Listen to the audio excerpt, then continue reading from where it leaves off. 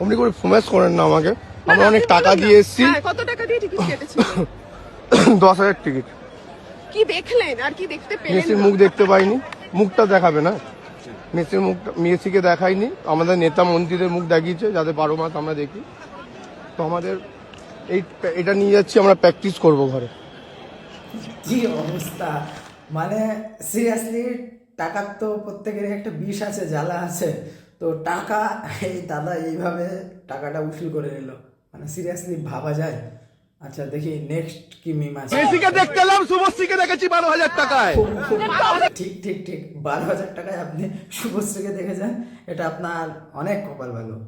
আর এই যে ছবিটা, মানে মেসির বিরাট সৌভাগ্য যে শুভশ্রী তার পাশে দাঁড়িয়ে ছবিটা দিয়েছে আর কি, মানে ছবি তোলার সুযোগ দিয়েছে।